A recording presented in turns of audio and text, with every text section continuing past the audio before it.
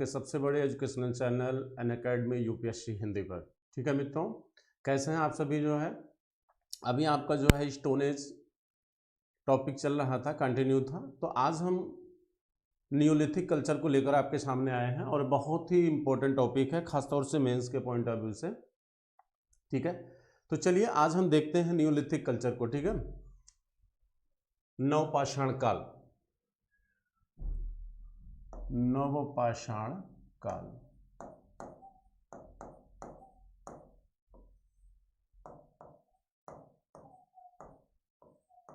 नवपाषाण काल, नियोलिथिक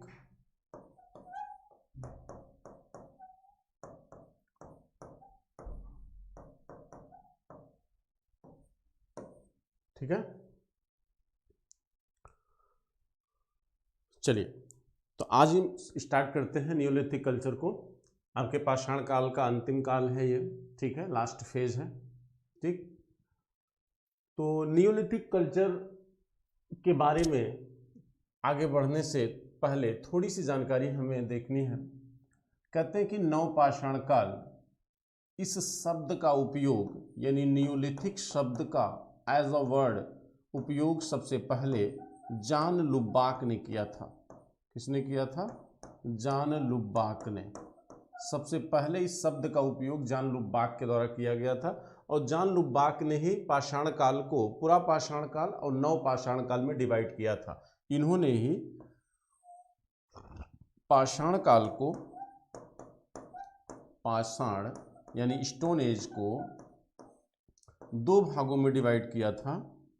पूरा पाषाण काल, पैलियोलिथिक, पूरा पाषाण काल और नवपाषाण काल। तो नवपाषाण काल शब्द का सबसे पहला यूज किसके द्वारा किया गया? आपके जॉन लुबाक के द्वारा। ठीक है,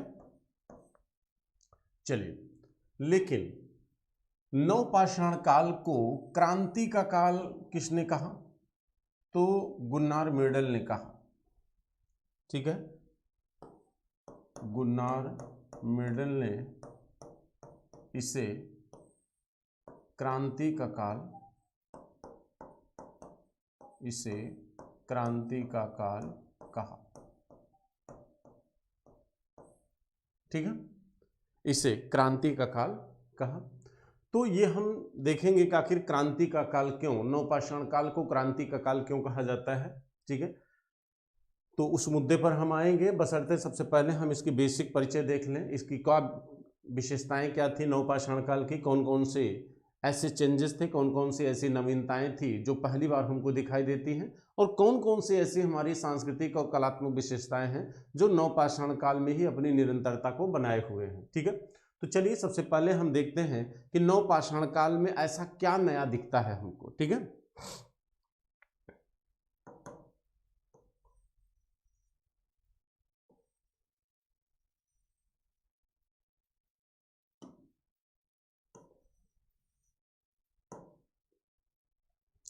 कहते हैं कि नवपाषाण काल की खोज, नवपाषाण काल की खोज,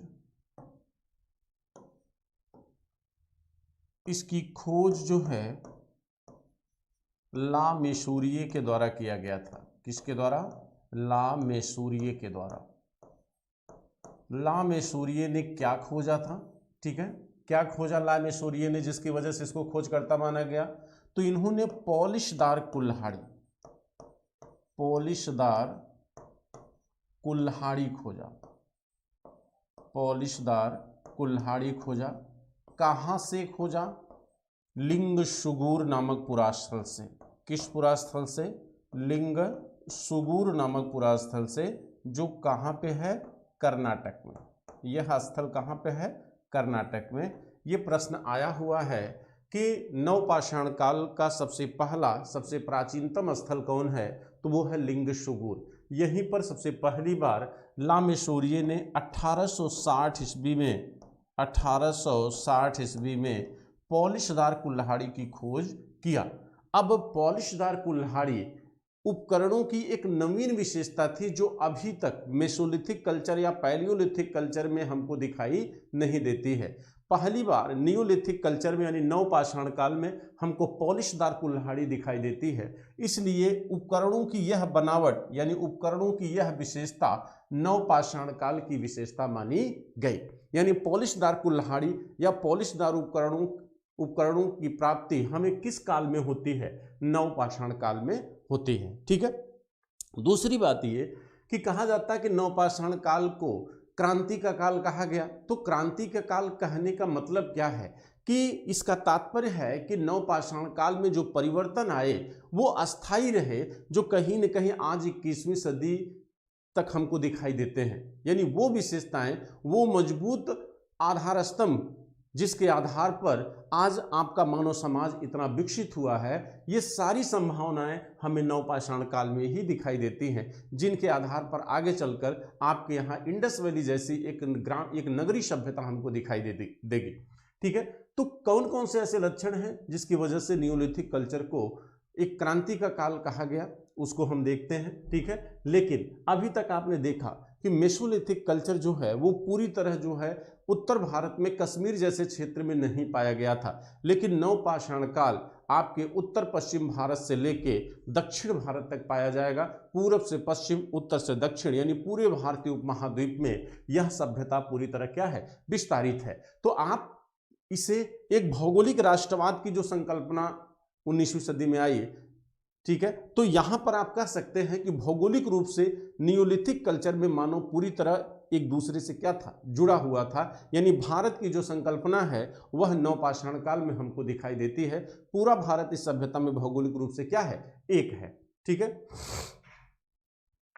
अब देखिए, तो सबसे पहले हम इसके विस्तार को देखेंगे और इसका विस्तार सबसे मजबूत स्थिति में हमको उत्तर पश्चिम भारत में दिखाई देता है। कहा जाता है कि मेहरगढ़ जो बलूचिस्तान में एक पूरा स्थल है, मेहरगढ़ नवपाषाण काल के पूरे विकसित अवस्था का नेतृत्व करता है और यह एकमात्र स्थल है जो नवपाषाण काल के बाद ताम्रपाषाण काल, इंडस वैली सभ्यता का भी नेतृत्व करता है। ये प्रश्न आया हुआ है कि नवपाषाण काल का कौन सा ऐसा पूरा स्थल है जो सांस्कृतिक निरंतरता का मतलब जो कई सभ्यताओं, कई संस्कृतियों का नेतृत्व करता हो। सांस्कृतिक निरंतरता के लक्षण हमको कहाँ दिखाई देते हैं? तो मेहरगढ़ में दिखाई देते हैं। ठीक है। तो हम देखिए, भारत का मैप बना रहे हैं, चूंकि नवपाषाण काल में बहुत सारे पुरास्थल हैं, तो हम एक एक साइड का मैप बना के आपको समझाने की कोशिश करते हैं कि नवपाषाण काल में हमको इस संस्कृति के लक्षण कहाँ कहाँ पर दिखाई देते हैं। ठीक है। जैसे हमने पहले बता दिया कि अभी भी मानव जो है उन पत्थरों का उपयोग कर रहा है जो पहले की सभ्यताओं में किए जाते थे, उन उपकरणों का उपयोग कर रहा है जो पहले की सभ्यताओं में उपयोग किए गए। एक नवीन चीज हमको दिखाई देती है, वो है पॉलिशदार उपकरणों का उपयोग। तो पॉलिशदार उपकरणों का उपयोग एक नवीनता है नवपाषाण काल की, जो हमें नवपाषाण काल में ही दिखाई देती है। दूसरी चीज, कहा जाता है कि जो हड्डी के बने हुए यंत्र हैं वो कृषि यंत्रों से भी जुड़े हुए हैं, वो कृषि के लिए भी निर्मित किए गए हैं इस काल में खास तौर से। ठीक है। तो चलिए नवपाषाण काल का विकास हम देखते हैं जरा।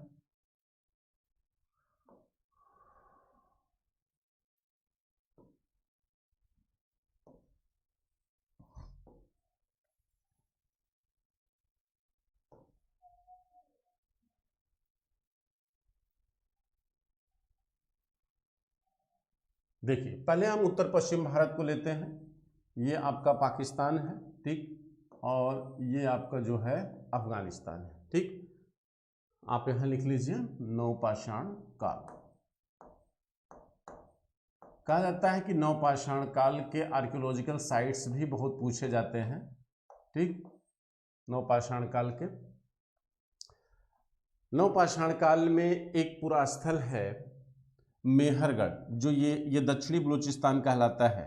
यहाँ पर एक पूरा स्थल है मेहरगढ़, मेहरगढ़। ठीक है, मेहरगढ़, मेहरगढ़ ये बलूचिस्तान में पड़ेगा। ठीक है, दक्षिणी बलूचिस्तान में पड़ता है मेहरगढ़। कहा जाता है कि मेहरगढ़ जो है ये कोरी के मैदान में स्थित है। किस मैदान में स्थित है? कोरी के मैदान में स्थित है। दक्षिणी बलूचिस्तान के कोरी के मैदान, कोरी के मैदान में स्थित है। ठीक है, हम यहाँ पर मेहरगढ़ की एक एक विशेषता को आपको बताएंगे क्योंकि ये बहुत ही इंपॉर्टेंट है। ठीक है, मेहरगढ़, जैसा कि आप जानते हैं, हमने कहा कि ये बलूचिस्तान जो दक्षिणी पाकिस्तान में पड़ता है यहाँ पर स्थित है, और यहाँ के मैदान को हम कोरी का मैदान कहते हैं। कौन सा मैदान? कोरी का मैदान। ठीक है, इसको हम कोरी का मैदान कहते हैं। ठीक है, इसे हम कोरी का मैदान कहते हैं। ठीक, इसे हम कोरी का मैदान कहते हैं। अब देखिए, कहते हैं कि यहाँ का जो उत्खनन कार्य है वो फ्रांस के पुरातत्वविद थे जिनका नाम था जैर्जिस। ये फ्रांस के पुरातत्वविद थे जैर्जिस, इन्होंने ही इसका उत्खनन कार्य किया था। तो आप ऐसे नोट करिए, उत्खनन कार्य किसके द्वारा किया गया? जैर्जिस के द्वारा। और यह जो पुरास्थल है मित्रों, ध्यान रखिएगा, ये आपके कई संस्कृतियों का प्रमाण देता है। एक नवपाषाण काल का प्रमाण दे रहा है, और जिसे आप नियोलिथिक कल्चर कहते हैं, नवपाषाण काल। ठीक, यानी नियोलिथिक कल्चर। इसके बाद आपका ताम्रपाषाण काल आता है जिसको आप चैल्कोलिथिक कल्चर कहते हो। ताम्रपाषाण काल, चैल्कोलिथिक कल्चर, ताम्रपाषाण काल, चैल्कोलिथिक कल्चर। तीसरा कांस्य संस्कृति यानी कांस्य युग, यानी जिसको आप इंडस वैली कहते हो, कांस्य युग, जिसको आप इंडस वैली कहते हो, ब्रांज युग, ब्रांज कल्चर कहा जाएगा इसको। तो ये तीन संस्कृतियों का प्रमाण दे रहा है। तो तीन संस्कृतियों का प्रमाण दे रहा है, इसका मतलब ये सांस्कृतिक निरंतरता का नेतृत्व कर रहा है। इसका मतलब हुआ कि सांस्कृतिक निरंतरता का नेतृत्व कर रहा है यह स्थल। अब हम देखेंगे कि यहाँ से हमको कौन कौन से प्रमाण दिखाई देते हैं। तो सबसे पहला जो प्रमाण है, पहली बात, यहाँ जो उत्खनन कार्य किया गया है, जैसे सपोज करिए मेहरगढ़ में ऐसे मान लीजिए उत्खनन कार्य आपने किया, तो सबसे निचली लेयर पे आपको नवपाषाण काल है, फिर उसके ऊपरी लेयर पे आपको ताम्रपाषाण काल है, फिर उसके ऊपरी लेयर पर यहाँ माने सिंधु सभ्यता है। ठीक है, तो ये तीन संस्कृतियों का प्रमाण हमको देती है। तो हम ये देखेंगे कि यहाँ से हमको कौन कौन से प्रमाण मेहरगढ़ से दिखाई देते हैं, और उन प्रमाणों के आधार पर हम देखेंगे कि नवपाषाण काल में कौन से ऐसे मानवीय परिवर्तन हमको दिखाई देते हैं जो आने वाले समय में एक नगरीय सभ्यता, एक अर्बन कल्चर के डेवलपमेंट में अपना महत्वपूर्ण योगदान देते हैं, जिसे आप इंडस वैली कहते हैं। ठीक, तो सबसे पहली विशेषता जो है, कहा जाता है कि मेहरगढ़ जो है ये सबसे प्राचीन नवपाषाणिक बस्ती है। ये सबसे प्राचीन नवपाषाणिक बस्ती है, सबसे प्राचीन बस्ती है ये, ऐसा शार्ट में लिखिए चूंकि नवपाषाण काल आप पढ़ ही रहे हैं। नंबर 2, यहां से गेहूं, जौ, मटर, गेहूं, जौ, मटर, कपास, बेर, अंगूर आदि फसलों के उत्पादन के प्रमाण मिले हैं। देखिए, हम इसे फसल भी कहेंगे, हम इसे खाद्यान्न भी कहेंगे, क्योंकि एक साथ यहाँ पर हमको कई फसलें दिखाई दे रही हैं। गेहूं भी दिख रहा है, जौ भी दिख रहा है, मटर भी दिख रहा है और कपास भी दिख रहा है। तो हम इसे खाद्यान्न कहेंगे। अगर खाद्यान्न शब्द पूछे कि भारत में खाद्यान्न का सबसे पहला प्रमाण कहाँ मिला, तो आप कहेंगे मेहरगढ़ में मिला है। ठीक है, इसके बाद कहते हैं अब फसलों का उत्पादन अगर किया गया है और फसल उत्पादन अधिकतम है, तो इसके लिए रखने के लिए हमें क्या होना चाहिए? मृदभांड भी होना चाहिए। तो यहाँ मृदभांड नहीं बल्कि क्या पाया गया है? अन्नागार पाया गया है। और यह अन्नागार का पाया जाना अपने आप में ये बताता है कि उत्पादन जो है उपभोग से अधिक है, यानी हम अधिशेष उत्पादन की तरफ बढ़ रहे हैं। और अधिशेष उत्पादन होने पर ही अन्नागार की जरूरत होती है, क्योंकि ये एक ऐसा ये स्थल है, ये एक ऐसी बनावट है जो कहीं न कहीं अधिशेष उत्पादन को संरक्षित करने के लिए निर्मित की जाती है।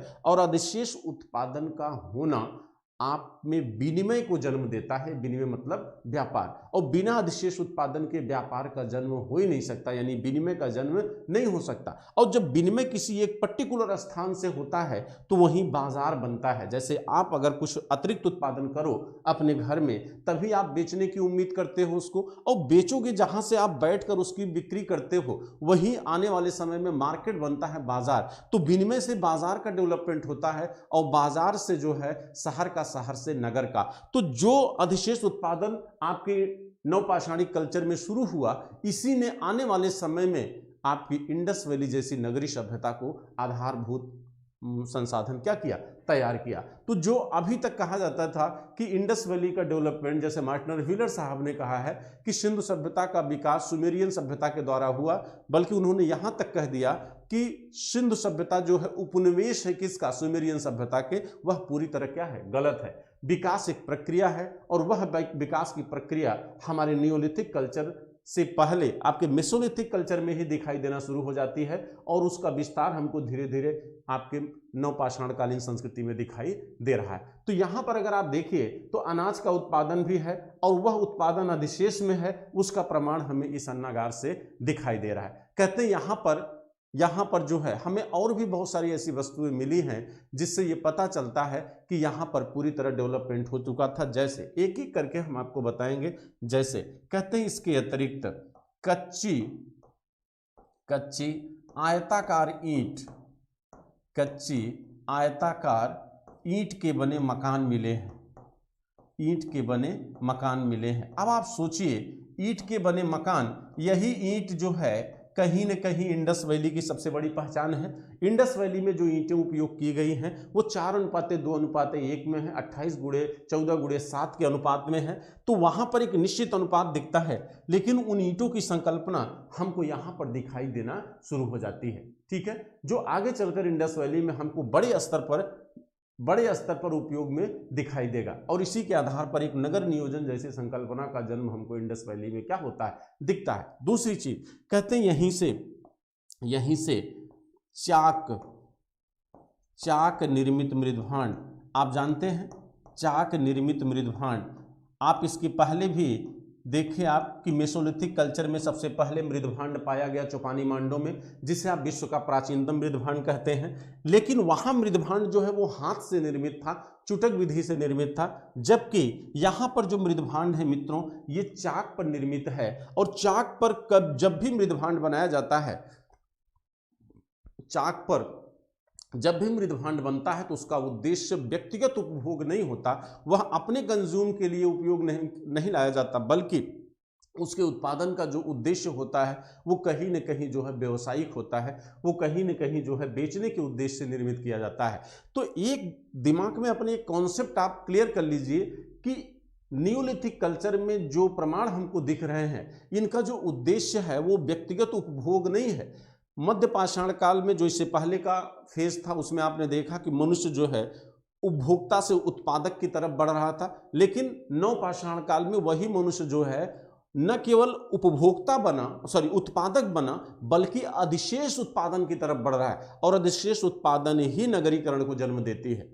ठीक है, तो यहां पर चाक निर्मित मृदभांड यानी मृदभांडों का, हर वस्तु का उत्पादन कहीं न कहीं व्यवसायिक उद्देश्य से हो रहा है नवपाषाण काल में। और जब तक व्यवसायिक उद्देश्य से आप किसी वस्तु का उत्पादन नहीं करते, तब तक भौतिकतावाद की तरफ आप नहीं जाते, यानी विकास की संकल्पना जन्म नहीं ले सकती। तो चाक का मृदभांड, और इसके साथ साथ यहां पर आप पशुपालन भी देखेंगे। ठीक है, पशुपालन भी यहां पर आप देखेंगे, लेकिन यह पशुपालन व्यवसायिक है कि नहीं है इसका प्रमाण नहीं है। लेकिन दक्षिण भारत में जो पशुपालन आप देखेंगे, जो राख के टीले पाए गए हैं, वो पूरी तरह प्रमाणित करते हैं कि दक्षिण भारत में जो राख के टीले मिले हैं वो पशुओं के गोबर के हैं, जो बड़ी मात्रा में है, जिससे स्पष्ट होता है कि दक्षिण भारत में नवपाषाण काल के लोग पशुओं का व्यवसायिक पालन करते थे। ठीक है, यहाँ पशुपालन में एक सबसे बड़ी बात, भैंस भैंस पालन का सबसे पहला प्रमाण हमको मेहरगढ़ में दिखता है, और ये प्रश्न पीसीएस में कई बार आया हुआ है। तो भैंस पालने का प्रमाण हमको सबसे पहली बार आपके मेहरगढ़ में दिखता है। कहाँ पे दिखता है मित्रों? मेहरगढ़ में दिखता है। और यहीं पर हड्डी की निर्मित सुई, देखिए हड्डी की निर्मित सुई जो है यहाँ से भी मिली है और आपके गुफकराल से भी मिली है, हड्डी की निर्मित सुई। अब हड्डी की सुई अगर है तो इसका मतलब है कि कताई बुनाई रहा होगा। कताई बुनाई का संबंध जो है वो वस्त्र उत्पादन से है। ठीक, वस्त्र उत्पादन से है। कताई बुनाई का संबंध किससे है? वस्त्र उत्पादन से है। तो इसका मतलब है कि कताई बुनाई जैसी संकल्पना आ चुकी थी। और इसका सबसे प्रमाण, जो सबसे अच्छा प्रमाण है भाई, कताई बुनाई तब होगा जब वस्त्र का उत्पादन होगा। वस्त्र का उत्पादन तब होगा जब उसके लिए एक रॉ मटेरियल्स होगा, कच्चा धागा होगा। तो कच्चा धागा कहां से मिल रहा है? कपास से। तो कपास का विश्व में सबसे प्राचीनतम प्रमाण कहां से मिला है? आपके मेहरगढ़ से मिला है। कहां से मिला है? मेहरगढ़ से मिला है। मेहरगढ़ से ही विश्व का सबसे प्राचीनतम कपास का प्रमाण मिलता है। और साथ साथ यहाँ हड्डी की सुई का पाया जाना और कताई बुनाई जैसी संकल्पना का होना अपने आप में ये प्रमाणित करता है कि कहीं न कहीं वस्त्र उद्योग के विकास की तरफ हम जा रहे थे। और इंडस वैली में आप देखेंगे सबसे अधिक जो व्यापार होगा वो वस्त्र उद्योग का ही होगा, वस्त्र उद्योग की डेवलप अवस्था होगी। ठीक है, यहाँ से इसके अतिरिक्त कहते हैं कि दांत साफ करने का एक, जिससे आप मुझे एक्चुअली उसका पर्टिकुलर नाम नहीं याद आ रहा है, आप जिससे दांत साफ करते हो उसका प्रमाण भी यहाँ से मिला है। फिर आप तांबे की एक ताबीज, तांबे की ताबीज मिली है। तांबे की ताबीज मिली है, इसका मतलब है कि प्रगलन विधि इनको पता हो गई थी। यानी प्रगलन माने होता है गलाना। ठीक, तो तांबे को जब तक आप गलाओगे नहीं तब तक मनचाहा आकार आप नहीं दे सकते। तो कहने का तात्पर्य है एक नई चीज, एक नई संभावना, एक नई संकल्पना मेहरगढ़ से जुड़ रही है नवपाषाण काल में। वो ये है कि अभी तक आपने हड्डियों का उपयोग देखा, पत्थरों का उपयोग देखा, और पहली बार आप धातुओं का उपयोग देख रहे हैं। धातुओं में सोना और तांबा दोनों धातुओं का उपयोग हमको इस काल में दिखाई देगा। सोने का प्रमाण भी हमको दिखेगा और यहाँ पर हमको धातु का प्रमाण, कहने का तात्पर्य है कि यहाँ पर हमको जो है आपके तांबे का प्रमाण भी दिखाई दे रहा है, क्योंकि यहाँ पर जो है तांबे की ताबीज पाई गई है। अब आप एक बेहतर विद्यार्थी तभी हो सकते हैं जब इन पाए गए प्रमाणों से उस काल की समाज, अर्थव्यवस्था, राजनीति का आकलन आप करें। ताबीज मिल रही है तो ताबीज का संबंध कहीं न कहीं अंधविश्वास से होता है, ठीक, भूत प्रेत की संकल्पना से होता है। तो ताबीज का पाया जाना अपने आप में ये दिखता है कि कहीं न कहीं यह संभावना इस काल में उभर कर आई थी। और इसका सबसे बृहद प्रमाण हमको इंडस वैली में दिखेगा। इंडस वैली में बहुत से जगहों पे ताबीज और जंतर मंतर के प्रमाण हमको दिखेंगे। दूसरी चीज कहा जाता है कि यहाँ पर एक कारीगर की कब्र भी पाई गई है।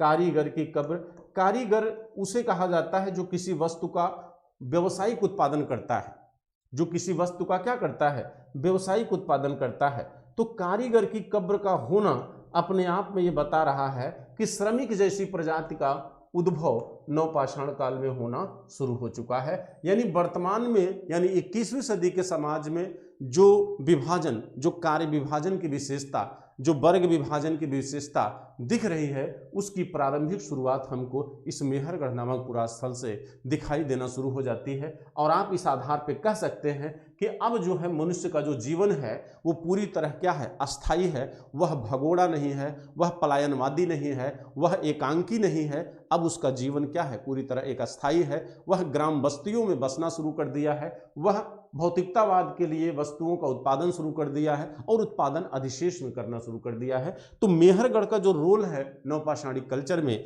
वो बेहद महत्वपूर्ण है मित्रों। इसको बहुत ध्यान से आप समझिएगा कि नवपाषाण काल की जो संस्कृति है वो कहीं न कहीं आपके जो मेहरगढ़ पुरास्थल है वो नवपाषाण काल की हर विशेषता को लगभग क्या करती है? दर्शाती है। ठीक है, चलिए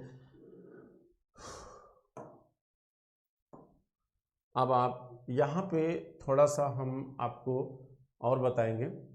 एक स्थल, अभी हमने एक स्थल की चर्चा किया है। ठीक है, अभी हमने क्या किया है? एक स्थल की चर्चा किया है और सारे पॉइंट आप नोट करते चलिएगा क्या क्या विशेषताएं यहाँ से मिली हैं। ठीक है, कहते हैं कि मेहरगढ़ के अतिरिक्त इस उत्तर पश्चिम भारत में इस उत्तर पश्चिम भारत में कुछ और स्थल हैं जो नियोलिथिक संस्कृति के प्रमाण हमको देते हैं। जैसे एक तो हो गया मेहरगढ़, ये सब मैं उत्तर पश्चिम भारत की बात कर रहा हूं, ये पाकिस्तान अफगानिस्तान को लेकर, ठीक है। कहते हैं पहला क्या था, मेहरगढ़, ये नवपाषाणिक स्थल है, ठीक। दूसरा है आपका स्वात घाटी, स्वात नदी ये सहायक है सिंधु की, इस नदी से जो घाटी बनी है उसे क्या कहते हैं, स्वात घाटी। तीसरा क्वेटा घाटी, आप नाम सुने होंगे, क्वेटा संस्कृति भी है, क्वेटा संस्कृति भी है। कहते हैं क्वेटा घाटी में कई पुरास्थल हैं जो बेहद फेमस हैं। क्वेटा घाटी में कौन कौन से पुरास्थल आते हैं, तो क्वेटा घाटी के पुरास्थलों में आपका आता है दम्बशादात,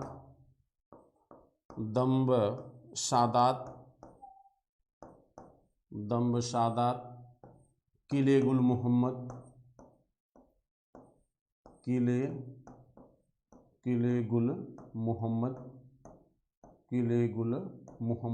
ये स्थल कहाँ पे है, ये क्वेटा घाटी आपके पाकिस्तान में पड़ती है, उत्तर पश्चिम क्षेत्र में, ठीक। इसके बाद यहाँ पर डेरा इस्माइल खां, इसके बाद यहाँ नीचे लिख दे रहा हूँ डेरा इस्माइल खां,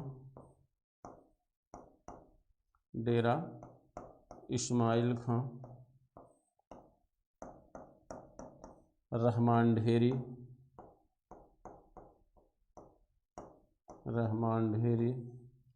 गुलेर,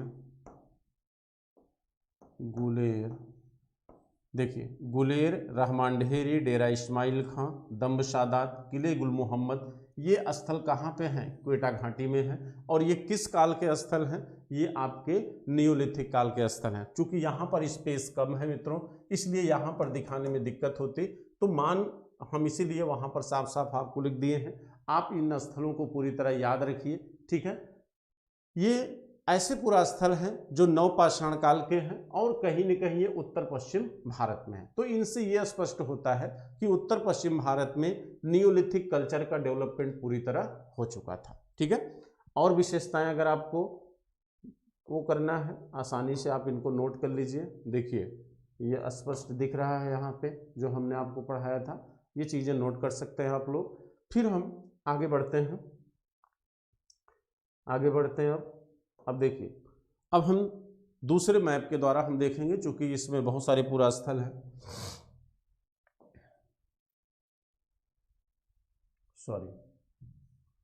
इधर करते हैं, ठीक है।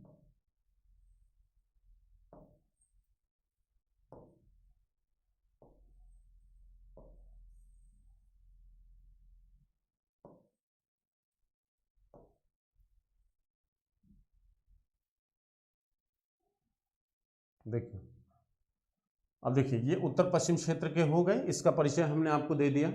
अब हम देखते हैं कश्मीर में। कश्मीर, ये देखो कश्मीर दो पूरा स्थल हैं, एक है बुर्जहोम, एक पूरा स्थल कश्मीर का है बुर्जहोम जो बहुत फेमस है, ठीक है। डिटेरा पीटरसन ने इसका उत्खनन कार्य किया था। और दूसरा है गुफ कराल, ठीक है। ये दोनों पूरा स्थल कब के हैं, नवपाषाण काल के हैं, ठीक है। कहते हैं कि बुर्जहोम, इसका मतलब है कि नवपाषाण कालीन संस्कृति आपके कश्मीर में भी क्या है, विस्तारित है। बुर्जहोम जो स्थल है, बुर्जहोम, इसका अर्थ होता है भुर्ज का वृक्ष,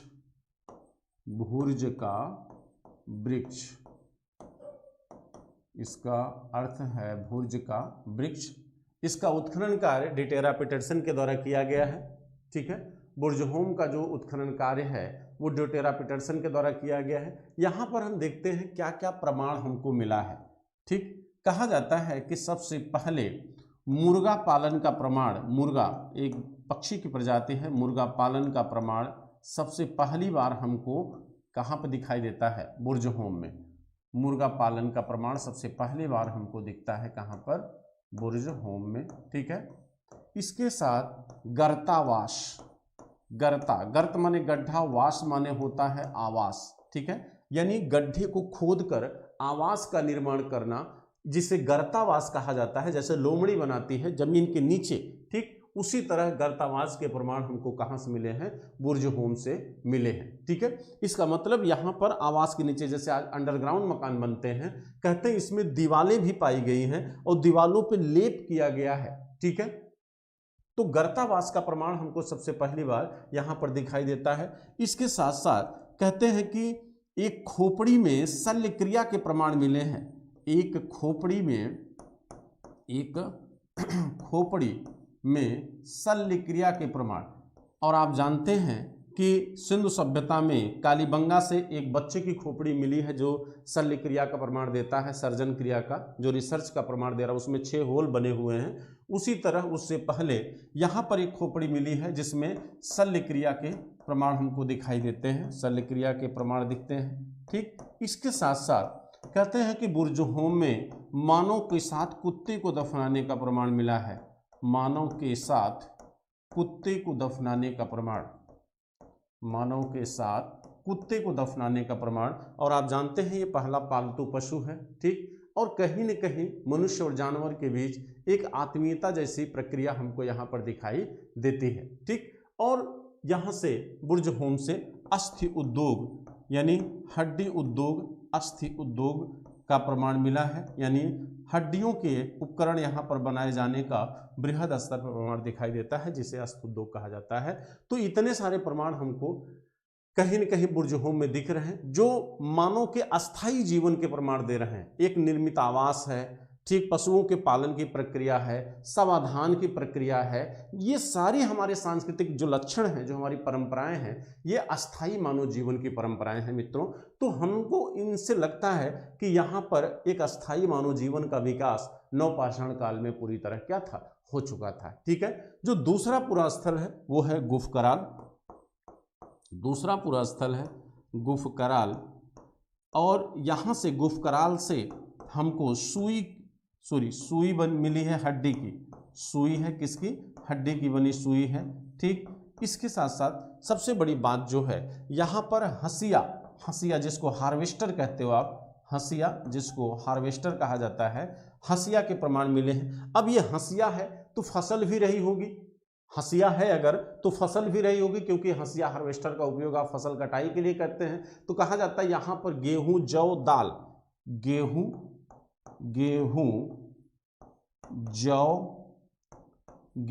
जौ और दाल, इन 3 फसलों के प्रमाण दिखते हैं। तो इससे ये लगता है कि नहीं, अगर फसल है तो जीवन कैसा है, अस्थायी जीवन होगा। ठीक है, एक अस्थायी जीवन के डेवलपमेंट का प्रमाण हमें इन पुरास्थलों से मिलता है। और गुफकराल की जो सबसे बड़ी खास बात है वो है एक अग्निकांड की। यहाँ पर अग्निकांड का उल्लेख भी दिखाई देता है। बड़े स्तर पर आग से जली हुई लकड़ियों और हड्डियों के प्रमाण मिले हैं जो किसी ऐसे अग्निकांड का प्रमाण देते हैं जिसे आप प्राकृतिक आपदा कह सकते हैं। तो ये प्रक्रियाएं हमें इस उत्तर भारत में कश्मीर से जरा पानी पिला देना, कश्मीर से दिखाई देती है। ठीक है, तो आप कह सकते हैं कि यहाँ पर एक अस्थायी जीवन का विकास हो चुका है उत्तर भारत में। ठीक है, अब इन दोनों को छोड़कर हम बढ़ते हैं किधर, ठीक है, हम बढ़ेंगे अब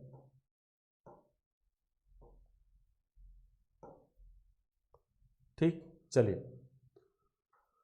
तो धीरे धीरे हम उत्तर से दक्षिण की तरफ बढ़ेंगे।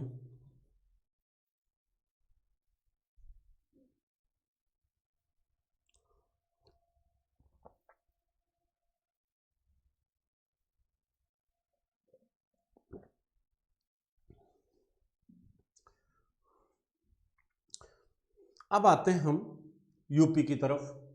यूपी में कहां से इस संस्कृति के प्रमाण मिले हैं, इसको मैं डिलीट कर देता हूं।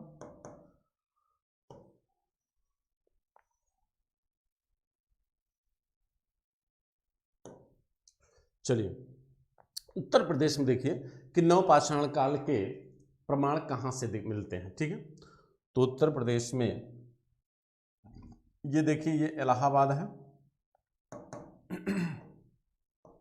इलाहाबाद में एक बहुत ही महत्वपूर्ण स्थल है कुलडीहवा। ये बहुत महत्वपूर्ण स्थल है। ये 6000 BC प्राचीन है और यहाँ से धान का प्राचीनतम प्रमाण मिला है। धान का प्राचीन प्रमाण हमको यहाँ से दिखता है। ठीक है, आप पढ़े थे इससे पहले, आप लहुरा देवा पढ़े होंगे, लेकिन लहुरा देवा ओवरऑल में सबसे प्राचीन है। लेकिन यहाँ पर कुलडीहवा ये नवपाषाणिक स्थल है, नियोलिथिक कल्चर का है। तो अगर आपसे पूछा जाए कि नवपाषाण काल में धान का सबसे प्राचीनतम प्रमाण कहाँ मिला है, तो आप कहेंगे कहाँ पर मिला हुआ है, कुलडीहवा मिला है। और ये कुलडीहवा नामक पूरा स्थल कहाँ पे है, ये आपके इलाहाबाद में है, जिसका उत्खनन कार्य आपकी जी.आर. शर्मा द्वारा किया गया था। गोवर्धन राय शर्मा द्वारा, बहुत ही फेमस पर्सनालिटी थे जी.आर. शर्मा, और जी.आर. शर्मा ने ही आपके इलाहाबाद विश्वविद्यालय में प्राचीन इतिहास विभाग की स्थापना किया था। और इनके ही महान योगदान से पंडित नेहरू, लाल बहादुर शास्त्री और इंदिरा गांधी जैसी पर्सनालिटी उस विभाग में आई है। और बहुत सारा आपके आर्कियोलॉजिकल सेक्टर पे जो काम है वो जी.आर. शर्मा जैसे प्रोफेसर के द्वारा आपके मध्य गंगा घाटी पे या उच्च गंगा घाटी में किया गया है। और इन्हीं की आने वाली पीढ़ियों में professor J N. Pal, professor V D. Mishra, professor B B. Mishra जैसे लोगों ने अपना अहम योगदान आर्कियोलॉजिकल के क्षेत्र में दिया हुआ है। ठीक है मित्रों, तो ये कुलडीहवा इलाहाबाद में पड़ता है। और यहाँ पर हमें धान के प्राचीनतम प्रमाण मिलने के साथ साथ कहा जाता है इसी कुलडीहवा नामक स्थल से हमें सबसे प्राचीन गांव का प्रमाण मिला है। प्राचीन, देखिए प्राचीन गांव का प्रमाण हमको मिला है, या बस्ती कह सकते हो आप। सबसे प्राचीन गांव का प्रमाण हमको कहाँ से मिलता है, कुलडीहवा से मिलता है। और यहाँ पर कुलडीहवा में जो है कहते हैं कि गांव का होना अपने आप में एक जीवन का अस्थायित्व दर्शाता है। इसका मतलब कि अब मनुष्य जो है पूरा पाषाण काल की तरह नहीं है, आज यहाँ कल वहाँ, अस्थायी जीवन नहीं है। अब उसका जीवन क्या है, पूरी तरह क्या है, व्यवस्थित है। यहाँ पर जो मृदभांड पाए गए हैं, मृद माने मिट्टी, भांड माने बर्तन, यानी मिट्टियों के बने जो बर्तन हैं जिनको आप मृदभांड कहते हैं, वो मृदभांड कैसे हैं, डोरी छाप मृदभांड हैं। वो मृदभांड कैसे हैं, डोरी छाप मृदभांड है। ठीक, तो आप डोरी छाप मृदभांड का निर्माण करोगे कैसे मित्र, कहते हैं कि जो मिट्टी का जो बर्तन बनता है, आज भी आपने देखा होगा कि शुरू के दौर में वह गीला होता है, और उस मिट्टी के बर्तन को ये लोग क्या करते थे, कुश से बनी जो चटाई होती है जिस पे आप लेटते हैं, उस गीले बर्तन को उस कुश की चटाई पर रख दिया जाता था, और उस कुश की पूरी लाइन उस मिट्टी के बर्तन पर बन जाती थी, जिसे डोरी छाप मृदभांड की संज्ञा दी गई है नवपाषाण काल में। ठीक है, इसके साथ साथ आप देखेंगे कि यहाँ से तांबे की चाकू के प्रमाण भी मिले हैं कुलडीहवा से। तो कुलडीहवा से हमें तांबे की चाकू के प्रमाण भी मिले हैं। और इसी के बगल में एक स्थल है महदहा। ठीक है, एक स्थल है, सॉरी महगढ़ा, महदहा नहीं, महदहा तो वो मध्य पाषाण काल का है जो आपके सरायनहर राय के बगल में है। एक पूरा स्थल और है, उसको भी नाम जानते रहिए, महगढ़ा। महगढ़ा, ये दो स्थल हैं जो आपके कहीं न कहीं जो है नवपाषाण काल के हैं। और यहाँ महगढ़ा से भी हमें अस्थायी जीवन के प्रमाण मिलते हैं। तो ये पूरी तरह से आपके इलाहाबाद के पूरा स्थल है जो नवपाषाणिक संस्कृति के प्रमाण हमको देते हैं। ठीक है मित्रों, चलिए आगे बढ़े हम। अब पूरब की तरफ बढ़ते हैं, पूरब माने बिहार की तरफ बढ़िए। तो बिहार में एक बहुत ही महत्वपूर्ण स्थल आता है, वो है चिराद। चिराद, ठीक है, देखिए इसको हम डिलीट कर दे रहे हैं। आप कहते हैं कि बिहार में कौन कौन से स्थल हैं, आप उनको देख लीजिए। बिहार में नवपाषाण काल के, आप इनको मैपिंग कर सकते हैं, सारे नामों को नोट कर एक मैप बना के उसमें मैपिंग कर लीजिएगा।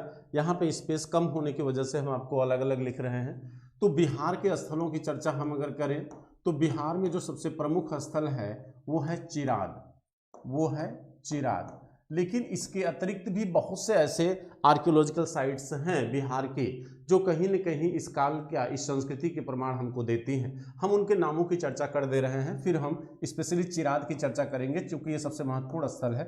इसके अतिरिक्त आप देखिए चेचर कुतुबपुर, चेचर कुतुबपुर ये भी बिहार में है और नवपाषाणी का स्थल है, चेचर कुतुबपुर। ठीक, और इमलीडीह,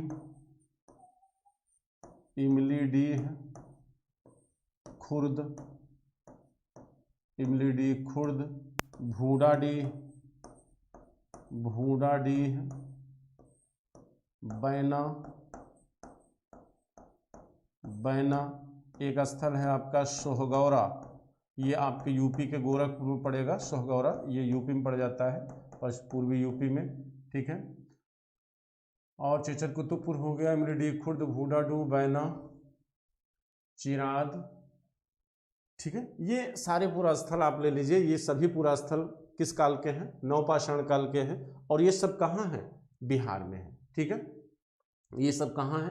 बिहार में पड़ते हैं। लेकिन इसमें सबसे महत्वपूर्ण क्या है? चिराद। और चिराद का जो महत्व है उसकी विशेषताएं हम यहाँ पर लिख दे रहे हैं चिराद की, कि चिराद से क्या क्या पाया गया है। चिराद अब आप देखिए, कहा जाता है कि ध्यान रखिएगा, ये गंगा घाटी के बेसिन में स्थित एक फसलों के उत्पादन की प्रक्रिया को उसने जन्म दिया था। तो कहते हैं चिराद से ही हमें फसल उत्पादन के स्पष्ट प्रमाण उसी तरह दिखाई देते हैं जैसे उत्तर पश्चिम में मेहरगढ़ नामक पुरास्थल से दिखाई दिए थे। तो चिराद से भी हमें सार्वजनिक भोजन बनाने का केंद्र प्राप्त हुआ है, यानी कहीं न कहीं उत्पादन बड़े स्तर पर हो रहा था। तो यहाँ से सार्वजनिक भोजन का केंद्र मिला हुआ है, ठीक है।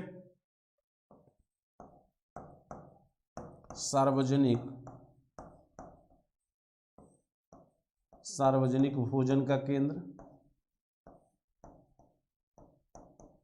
इसका मतलब है कि अनाज उत्पादन का प्रमाण था। तो अनाज में यहाँ पर गेहूं है, जौ है, मटर है, चना है, ठीक। ये फसलों का उत्पादन है यहाँ पर। इसके साथ साथ अग्निकांड का प्रमाण यहाँ से मिला है। अग्निकांड का प्रमाण आपके गुफकराल के बाद कहाँ से मिला है? चिराद से मिला हुआ है, ठीक। और यहाँ पर जो झोपड़पट्टियाँ बनी हैं वो घास फूस की बनी हुई हैं, वो लकड़ी और घास फूस की बनाई गई हैं यहाँ की झोपड़पट्टियाँ, ठीक है। कहते हैं कि मसूर जानते हैं, मसूर भी यहाँ पर हमको दिखता है, मसूर भी दिखता है, ठीक है। और यहाँ से हड्डी के बने उपकरण, यहाँ पर हड्डी के उपकरणों का उपयोग किया गया है। हड्डी के उपकरण यहाँ पर बनाए हुए पाए गए हैं, ठीक। हड्डी के उपकरण के साथ साथ तांबे के उपकरण भी मिलते हैं। तांबे के उपकरण भी हमें चिराद से पाए गए हैं। तो चिराद से जो प्रमाण हमको मिले हैं उसमें सबसे महत्वपूर्ण है सार्वजनिक भोजन का केंद्र, यानी ये दर्शाता है कि लोग समूह में रहना शुरू कर दिए थे, ठीक। और गेहूं, जौ, मटर, चना, मसूर जैसी फसलों के उत्पादन का प्रमाण दिखता है। अग्निकांड का होना, हड्डी के उपकरण और तांबे के उपकरण के उपयोग के प्रमाण भी हमें यहाँ से दिखाई देते हैं, ठीक है। तो कहीं न कहीं चिराद जो है मित्रों हमें ये दर्शाता है, हमें बताता है कि इस काल में मानव जीवन का अस्थायित्व तो पूरी तरह आ चुका था। वह एक ग्रामीण समाज की संकल्पना को डेवलप कर रहा था, एक आत्मनिर्भर सामुदायिक समाज की संकल्पना डेवलप हो रही थी, एक आत्मनिर्भर अर्थव्यवस्था डेवलप हो रही थी। यही शब्दावलियां आपके मेंस में यूज होती हैं, ठीक। तो जिस आत्मनिर्भर अर्थव्यवस्था का नेतृत्व आगे जाकर आप करेंगे, उस आत्मनिर्भर अर्थव्यवस्था और आत्मनिर्भर सामुदायिक समाज की संकल्पना आपके इस काल में दिखाई हमको देती है, ठीक है। अब हम देखिए, हम बिहार में आ गए, बिहार के पुरा स्थलों को देख लिए। अब हम आपके पूर्वी भारत में देखेंगे कि ये संस्कृति हमको पूर्वी भारत में किन स्थलों पर दिखाई देती है, ठीक है। तो पूर्वी भारत में हम देखेंगे, तो पूर्वी भारत में यह असम, मेघालय में हमको दिखाई देगी, ठीक है। कहा जाता है कि नवपाषाणिक संस्कृति जो है असम और मेघालय की घाटियों में पाई गई है। तो पूर्वी भारत में जो है, पूर्वी भारत में दो ऐसे राज्य हैं मित्रों, दो ऐसे राज्य हैं जहां से हमें इसके प्रमाण मिले हैं। एक असम है, दूसरा आपका मेघालय है, ठीक है।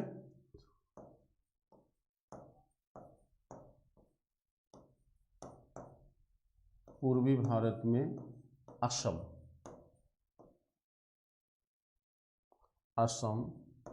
तो असम में कौन सा पूरा स्थल है? असम में है दोआजली हैडिंग, ये पूरा स्थल का नाम है दोआजली हैडिंग, ये असम का पूरा स्थल है। इसके साथ साथ एक पूरा स्थल मित्रों और है जिसका नाम है सरतरु,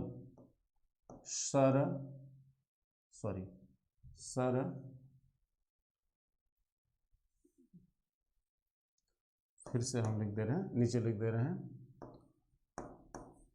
दोआजली दोआजली हेडिंग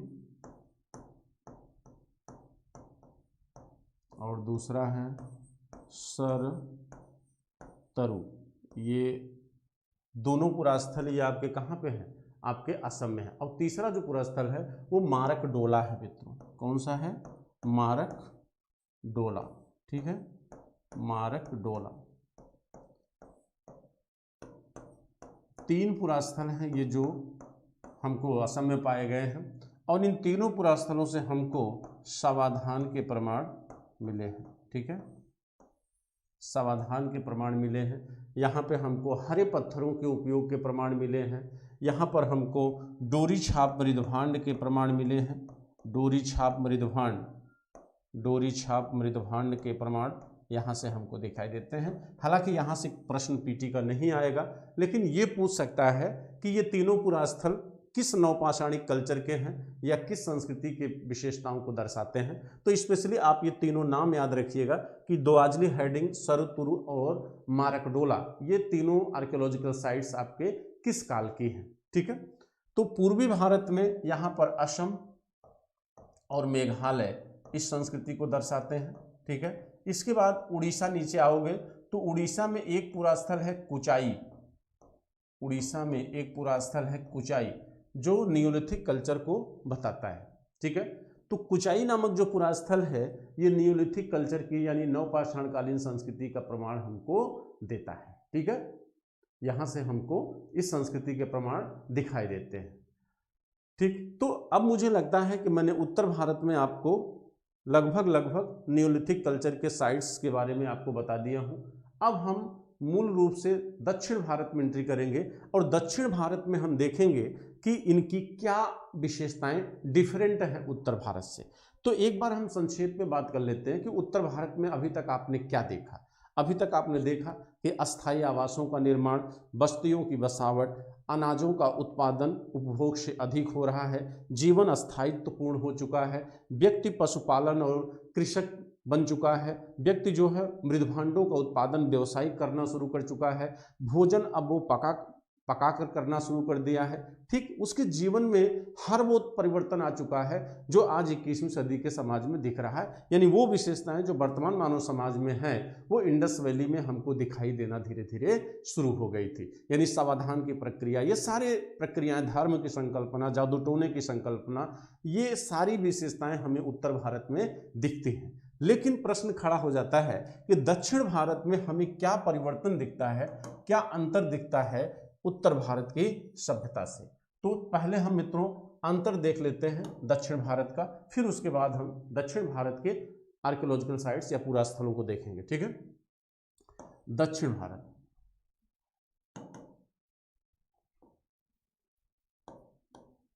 दक्षिण भारत देखें, दक्षिण भारत में क्या दिखता है। देखिए, कहते हैं दक्षिण भारत में जो पहली फसल है वो है रागी। पहली एवं मुख्य फसल दक्षिण भारत में क्या है, रागी। पहली एवं मुख्य फसल दक्षिण भारत की क्या है, रागी है, ठीक है। जबकि उत्तर भारत में आपको रागी दिखाई नहीं देगी, उत्तर भारत में आपको रागी का उत्पादन दिखाई नहीं देगा मित्रों, ठीक है। दूसरी चीज कहते हैं कि यहां पर राख के टीलों का प्रमाण, राख के टीलों का प्रमाण, अभी इसकी चर्चा करेंगे ये क्या है, राख के टीलों का प्रमाण। नंबर 3, पाषाणिक समाधियां जो घरों के अंदर बनाई गई हैं। पाषाणिक समाधियां ये घर के अंदर बनाई जाती थी, पाषाणिक समाधियां ये घरों के अंदर बनाई गई हैं, ठीक। चौथा, घोड़ा चना, हरा चना, बाजरा, ज्वार, इन फसलों के प्रमाण हमको दक्षिण भारत में दिखाई देते हैं, ठीक है। इन फसलों के प्रमाण हमको दक्षिण भारत में दिखाई दे रहे हैं। इसके अतिरिक्त सुपारी, सुपारी, जिसका उपयोग आप पान वगैरह में करते हैं, सुपारी का उत्पादन भी हमको नवपाषाण काल में दिखता है। ठीक है, सुपारी का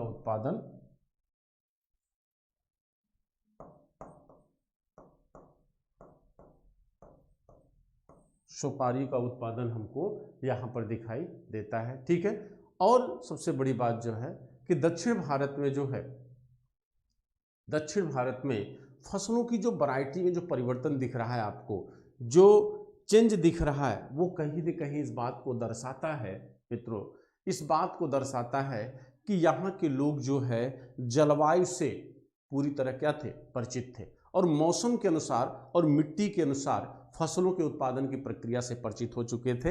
यानी कहीं न कहीं वैज्ञानिक कृषि की जो संकल्पना है वो हमको यहाँ पर दिखाई देती है।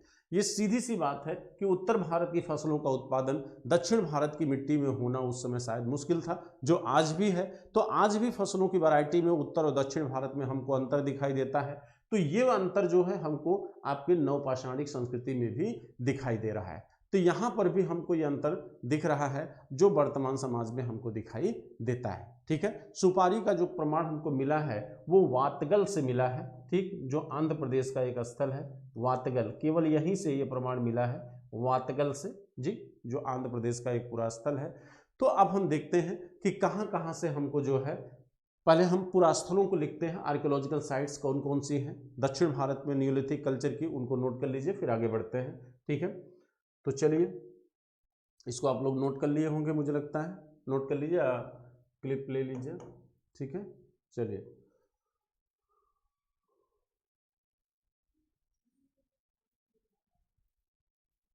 ठीक, तो दक्षिण भारत में हम 3 राज्यों में चर्चा करेंगे कि 3 राज्यों में कौन कौन से पुरास्थल हैं जो आपके नवपाषाण काल से जुड़े हुए हैं। ठीक है, तो 3 राज्य हैं, कर्नाटक, आंध्र प्रदेश और तमिलनाडु। इन तीनों राज्यों के स्थलों को हम देखेंगे कि कौन कौन से स्थल हैं जो आपके कर्नाटक में है। ठीक है, चलिए, तो पहले हम कर्नाटक में देखते हैं कौन कौन से पुरास्थल हैं।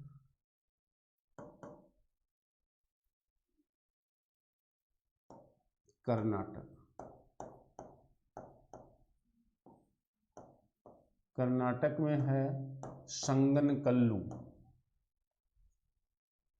संगनकल्लू,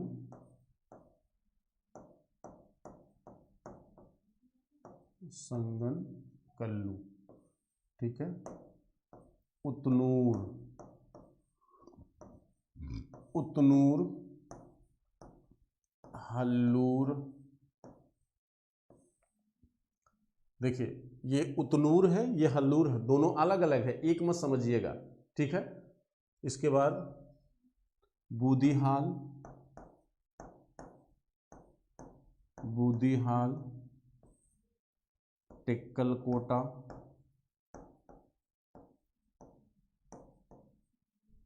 टेक्कलकोटा, पलवाय, पलवाय। ये आपके पुरास्थल कहाँ के हैं, ये आपके कर्नाटक के हैं। ठीक है, इसमें कोडेकल और टी नरसीपुर दो और इंपॉर्टेंट हैं, टी नरसीपुर और कोडेकल। ठीक है, ये हो गए आपके कर्नाटक के। ठीक, अब जरा आंध्र प्रदेश को देख लीजिए, आंध्र प्रदेश को आप ऐसे कर लीजिए, एपी। आंध्र प्रदेश में ज़्यादा नहीं है, सबसे अधिक कहाँ पे है, कर्नाटक में है। तो आंध्र प्रदेश के 3 स्थल हैं, उतनूर, नागार्जुन कोंडा और पलवाय। सॉरी, ये गलती हो गई है, ये आंध्र प्रदेश का है।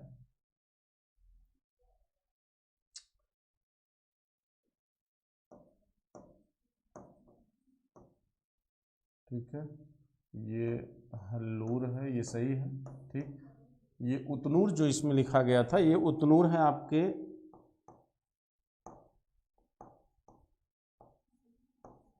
उतनूर आपके मित्रों आंध्र प्रदेश का पूरा स्थल है। ये गलती से लिखा गया था किसमें, कर्नाटक में। ठीक है, और नागार्जुन कोंडा और पलवाय, नागार्जुन कोंडा और पलवाय, ये नाम थोड़ा सा टफ है इसलिए कभी कभी मिस हो जाता है। नागार्जुनकोंडा और पलवाय। ठीक, ये 3 पुरास्थल आपके कहाँ के हैं? आंध्र प्रदेश के, जो आपकी संस्कृति के हैं। एक पुरास्थल आपका जो है वो तमिलनाडु में है। तमिलनाडु में एक है पय्यमपल्ली, तमिलनाडु में है पय्यमपल्ली, ये पुरास्थल आपके तमिलनाडु में है। ठीक है, ये आपके वो पुरास्थल हैं जो दक्षिण भारत में है। ठीक है, दक्षिण भारत में है। देखिए, ऊपर से संगनकल्लू है, फिर हल्लूर है, फिर बुदिहाल है, फिर टेक्कलकोटा है, फिर पलवाय है, टी नरसीपुर है, कोडेकल है। ये इतने आपके कर्नाटक में हैं जो आपके न्यूलिथिक कल्चर की साइट्स हैं। इसके बाद आंध्र प्रदेश में 3 हैं, उतनूर, नागार्जुनकोंडा और पलवाय। ठीक, तमिलनाडु में एक है, वो है पय्यमपल्ली। ठीक, तमिलनाडु में एक है पय्यमपल्ली। अब यहाँ से जो पूछा जाता है, कहते हैं कुपगल जो स्थल है, कुपगल आपका कर्नाटक में पड़ेगा। कुपगल जो है, ये नहीं लिखा गया है, शायद मिस हो गया। कुपगल कर्नाटक में ही है। कुपगल का महत्व ये है, कहा जाता है कि कुपगल में ही सबसे पहले रॉबर्ट ब्रुसफुट जो प्रागैतिहासिक के जनक माने गए हैं, रॉबर्ट ब्रुसफुट ने सबसे पहले यही कुपगल से ही राख का टीला खोजा था। राख का टीला सबसे पहले इसी कुपगल नामक स्थान से खोजा गया था। किसके द्वारा? रॉबर्ट ब्रुसफुट के द्वारा। और ये कुपगल कर्नाटक का पूरा स्थल है मित्रों। तो राख का जो टीला है वो इस बात को दर्शाता है कि कहीं न कहीं जानवरों का जो पालन है, पशुपालन जो है वो व्यावसायिक है। क्योंकि जब तक आप व्यावसायिक पशुपालन नहीं करेंगे, इतने बड़े स्तर पर एक जगह गोबर का इकट्ठा नहीं होगा। माना जाता है, इतिहासकारों ने अनुमान लगाया है कि ये झूम खेती की संकल्पना को फॉलो करते थे। जैसे हमें अभी असम में मेघालय से झूम की खेती का प्रमाण मिला है, हम बताना भूल गए आप लोगों को, ध्यान रखिएगा। जो मेघालय से है, मेघालय से हमको झूम की खेती के प्रमाण नवपाषाण काल में मिलते हैं। और वर्तमान समाज में भी झूम की खेती आपके एमपी, आपके झारखंड और नागालैंड जैसे क्षेत्रों में प्रचलन में है। ठीक, अगर स्पेशली ये पूछ ले कि झूम की खेती के प्रमाण कहाँ से मिले हैं, तो मारकडोला जो नाम हमने लिखा था, मारकडोला असम में है, और मारकडोला से ही हमको झूम की खेती का प्रमाण मिला है नवपाषाण काल में। तो दक्षिण भारत के जो पुरास्थल हैं, वहां पर जो राख के टीले मिले हैं, कुपगल उसमें पहला स्थल है जहां से राख का टीला मिलता है। और कुपगल आपके कर्नाटक का स्थल है मित्रों। कुपगल के अतिरिक्त जो है पिकलीहल, बुडिहाल, उतनूर और पलवाय से मिला है। देखिए, आप इसको नोट कर लीजिएगा। देखिए, पलवाय और कोडेकल और बुदिहाल और उतनूर और कुपगल। तो कुपगल पहला हो गया, बुदिहाल, पलवाय, कोडेकल, उतनूर। ठीक है, ये ऐसे पूरा स्थल है। गलती है, पलवाय जो है ये दोनों जगह पे आ गया है। पलवाय जो है वो बेसिकली मित्रों आपके आंध्र प्रदेश का स्थल है। यहाँ पे इसको हम थोड़ा सा, पलवाय यहाँ से हटाइए आप, जो है ये आंध्र प्रदेश का स्थल है। ठीक है, तो उतनूर और पलवाय को यहाँ से लीजिए। पलवाय, ये आपका पलवाय हो गया 1, उतनूर 2, कोडेकल 3, बुदिहाल 4 और कुपगल 5। तो कुपगल, बुदिहाल और कोडेकल ये 3 आपके जो है कर्नाटक के हो गए। उतनूर और पलवाय मित्रों ये आपका हो गया आंध्र प्रदेश का। ठीक है, आंध्र प्रदेश का। तो यहाँ से जो है हमें जो प्रमाण मिले हैं वो राख के टीलों के प्रमाण मिले हैं। आंध्र प्रदेश में एक स्थल जो ये नागार्जुनकोंडा आप देख रहे हैं, जैसे अभी अभी हमने ऊपर आपको बताया था कि सामान्यतः जो समाधियां बनी वो घर के अंदर बनी हैं। ठीक, आपके फर्श के नीचे बनी है। ये विशेषता रही है दक्षिण भारत में मानव की। लेकिन नागार्जुनकोंडा एकमात्र स्थल है मित्रों जहां पर आवास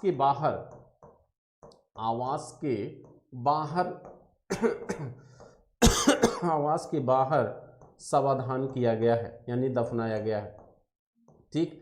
और जो समाधान की यहाँ की प्रक्रिया है वो आंशिक समाधान, और आंशिक समाधान का प्रचलन यहाँ पर हमको दिखाई देता है। ठीक है, तो ये जो आवास बना हुआ है वो जो समाधान यहाँ पे हुआ है वो आवास के बाहर है। बाकी सामान्य रूप से समाधान की जो प्रक्रिया है दक्षिण भारत में वो आवास के अंदर और फर्श के नीचे है। ठीक है, तो कहते हैं कि जो टेक्कल कोटा है, टेक्कल कोटा एक पूरा स्थल है। देखिए ये यहाँ पे दिख रहा है टेक्कल कोटा, ये आपके कर्नाटक का पूरा स्थल है। कहते हैं टेक्कल कोटा से हमें पत्थर के चौकोर मकान बने हुए मिले हैं। यहाँ से हमें पत्थर के चौकोर मकान, यानी मकानों के निर्माण में पत्थरों का उपयोग यहाँ होता था। पत्थर के चौकोर मकान हमको टेक्कल कोटा से मिले हैं। पत्थरों के चौकोर मकान हमको यहाँ से दिखाई देते हैं। पत्थरों के चौकोर मकान बने हुए हैं। ठीक, यानी वर्गाकार आप कह सकते हैं। इसके बाद सोने की लटकन, लटकन माने होता मित्रों पेंडेंट, पेंडेंट माने जो गले में पहना जाता है। कहते हैं सोने की पेंडेंट और तांबे की कुल्हाड़ी यहीं से पाई गई है। तो ये याद रखिएगा, सोने की धातु का पहला उपयोग है ये। सोने का पेंडेंट हमको मिल रहा है कहाँ से? टेक्कल कोटा से। सोने का पेंडेंट मिला टेक्कल कोटा से। ठीक है, और तांबे की कुल्हाड़ी, तांबे की कुल्हाड़ी, तांबे की कुल्हाड़ी। ठीक है, तो ये स्थल यानी टेक्कल कोटा का महत्व इसलिए है क्योंकि यहाँ से हमें पत्थर के चौकोर मकान मिले हैं, सोने के पेंडेंट मिले हैं, ये तांबे की कुल्हाड़ी। यानी आभूषण की संकल्पना, सौंदर्य का बोध जो है दक्षिण भारत के लोगों में भी था। लोग इन आभूषणों का उपयोग अपनी सजावट के लिए किया करते थे। ठीक है, कहते हैं एक स्थल है बुदिहाल। बुदिहाल ये देखिए ऊपर है। कहते हैं बुदिहाल जो है दो बातों के लिए बहुत महत्वपूर्ण है। कहते हैं बुदिहाल से सामुदायिक भोज और उत्सव के प्रमाण मिले हैं। जो बुदिहाल है मित्रों, मैं आपको यहाँ पे अलग से लिख देता हूँ। बुदिहाल, बुदिहाल जो कर्नाटक का पूरा स्थल है, बुदिहाल ये कर्नाटक का पूरा स्थल है। यहाँ से हमको सामुदायिक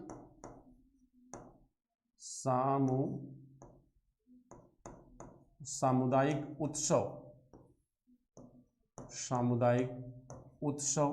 एवं भोज, सामुदायिक उत्सव एवं भोज के प्रमाण मिले हैं। और साथ साथ यहाँ से बुदिहल से हमको जो है बूचड़ खाने का प्रमाण मिला है।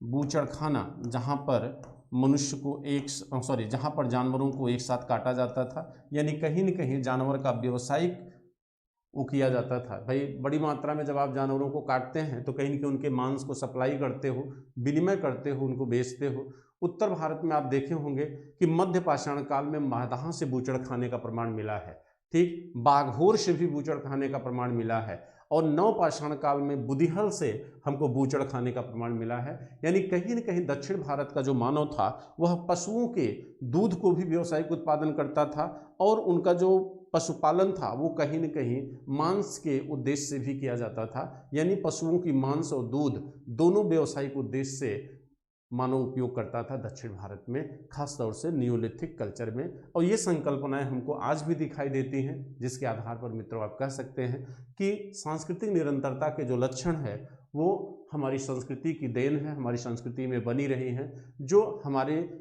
यूनानी संस्कृति या यूरोपीय संस्कृतियों में, मिस्र की संस्कृतियों में दिखाई नहीं देता, क्योंकि वहाँ पर सांस्कृतिक निरंतरता के तत्व नहीं दिखते हैं। इसीलिए वहाँ की जो प्राचीन परंपराएं थी वो वर्तमान समाज में हमको दिखाई नहीं देती। इसीलिए माना जाता है कि जो यूरोपीय कल्चर है वह पूरी तरह भौतिकतावाद को अपना ली है, जबकि भारतीय संस्कृति में ये विशेषता हमको दिखाई नहीं देती। हमारी संस्कृति की सबसे बड़ी जो विशेषता है कि हमारी जो निरंतरतात्मक जो विशेषताएं थी वो निरंतरता की वजह से आज भी बनी हुई हैं, और हम नवीनता को भी साथ में क्या किए हैं, अपनाए हुए हैं। तो एक आत्मसात करने की, एक समन्वय करने की जो हमारी सांस्कृतिक विशेषता है वो हमारे अंदर आज भी दिखाई देती है मित्रों।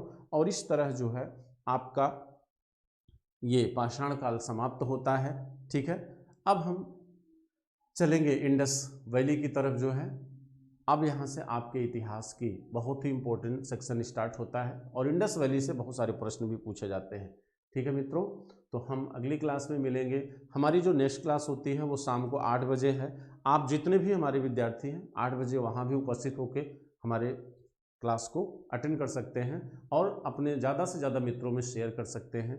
कमेंट करिए, अपनी बातों को रखिए हमारे सामने। आपके कोई भी प्रश्न है, कोई भी आपकी इच्छा है, आप उसको जता सकते हैं कमेंट बॉक्स में जाकर। ठीक है मित्रों, थैंक यू, धन्यवाद।